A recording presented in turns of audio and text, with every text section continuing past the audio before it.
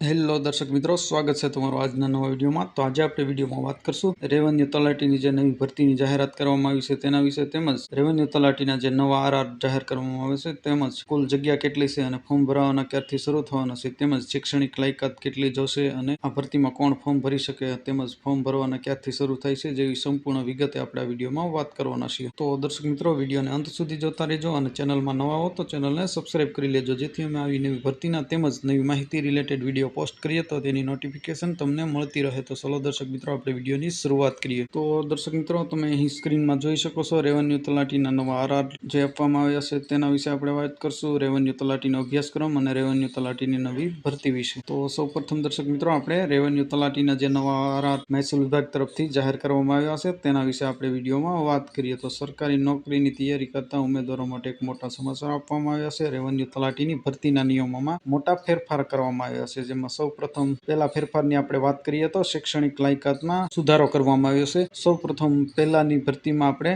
ધોરણ 12 પાસ જે લોકો હોય તે આ રેવન્યુ તલાટીની ભરતીમાં ફોર્મ ભરી શકતા હતા, પરંતુ નવા આરઆર પ્રમાણે જે સરકારે રેવન્યુ તલાટીના નવા આરઆર જાહેર કર્યા છે તેના પ્રમાણે હવે જે લોકો સ્નાતક એટલે કે ગ્રેજ્યુએટ કોલેજ પાસ છે તે લોકો જ આમાં ફોર્મ ભરી શકશે। ત્યાર પછી બીજો સુધારો કરવામાં આવ્યો છે વય મર્યાદામાં। પહેલાની ભરતીમાં રેવન્યુ તલાટીની ભરતીમાં જે લોકો 18 વર્ષથી 33 વર્ષની વચ્ચે અથવા 18 થી 33 વર્ષની જે લોકો હતા તે આ ભરતીમાં ફોર્મ ભરી શકતા હતા, જેમાં હાલ રેવન્યુ વિભાગ તરફથી ફેરફાર કરવામાં આવ્યો છે તેની વાત કરીએ તો જે લોકો હવે 18 થી 35 વર્ષ સુધી ઉંમર મર્યાદા ધરાવે છે તે લોકો આમાં ફોર્મ ભરી શકશે, એટલે કે 2 વર્ષનો વધારો કરવામાં આવ્યો છે ઉંમરનો। જે લોકો 35 વર્ષ થયા છે અથવા તેનાથી ઓછા છે તે લોકો હવે આમાં ફોર્મ ભરી શકશે। તો મહેસૂલ વિભાગ દ્વારા ભરતીના નિયમ અંગે નોટિફિકેશન જાહેર કરવામાં આવ્યું છે। ત્યાર પછી દર્શક મિત્રો, આપણે રેવન્યુ તલાટીના સિલેબસની વાત કરીએ। તો દર્શક મિત્રો, તમે અહીં સ્ક્રીનમાં જોઈ શકો છો સૌપ્રથમ વિષય, માર્ક્સ, પ્રશ્ન અને સમય। તો સૌપ્રથમ વિષયની આપણે વાત કરીએ તો ગુજરાતી ભાષા અને ગુજરાતી ગ્રામરના 35 માર્ક છે અને તેના 35 પ્રશ્નો છે। ત્યાર પછી ગણિતના 15 પ્રશ્નો છે અને તેના પણ 15 માર્ક છે। ત્યાર પછી અંગ્રેજી ગ્રામરની વાત કરીએ તો અંગ્રેજી ગ્રામરના 15 માર્ક છે અને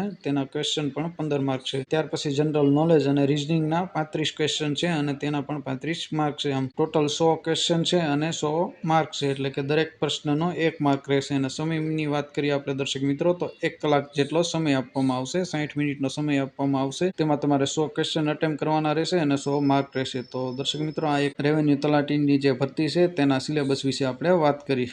હવે આપણે નવી રેવન્યુ તલાટીની જે ભરતીની જાહેરાત કરવામાં આવી છે તેના વિશે આપણે વિડીયોમાં વાત કરીએ। તો દર્શક મિત્રો, રેવન્યુ તલાટીની જે નવી ભરતી થવાની છે તેમાં 1800+ જેટલી જગ્યાઓ નક્કી કરવામાં આવી છે। રેવન્યુ તલાટીના મહેકમ ટૂંક સમયમાં જાહેર કરવામાં આવશે, તેમજ નાણાં વિભાગ અને જીએડીની મંજૂરી માટે રેવન્યુ તલાટીની ભરતી મૂકવામાં આવી છે। નાણાં વિભાગ અને જીએડીની મંજૂરી મળ્યા બાદ સત્વરે સીધી ભરતી માટેની પ્રક્રિયા શરૂ કરવામાં આવશે। મંજૂરી માટેની ફાઇલ પણ નાણાં વિભાગ અને જીએડીમાં મૂકવામાં આવેલી છે। ત્યાર પછી 2800+ જેટલી રેવન્યુ તલાટીની ભરતીની તારીખ તેમજ ફોર્મ ભરવાની શરૂઆત થઈ જશે। તો દર્શક મિત્રો, એક રેવન્યુ તલાટીને લઈ મેં એક તમને નવી માહિતી જે હતી તે તમને આપી। આશા રાખો આ વિડીયો તમને પસંદ આવ્યો હશે। વિડીયોને લાઇક, ચેનલને સબસ્ક્રાઇબ કરવાનું ભૂલતા નહીં અને તમારા મિત્રો જે કોઈ પણ તૈયારી કરતા હોય તેને આ વિડીયો ચોક્કસ શેર કરજો। અને તમારા કોઈ પ્રશ્ન હોય તો અમને કમેન્ટ કરીને ચોક્કસ જણાવજો, અમે તમારા પ્રશ્નોનો રિપ્લાય આપીશું। અને ફરી એક નવા ટોપિકમાં નવા વિડીયો સાથે મળશું। ત્યાં સુધી જય હિન્દ, જય ભારત।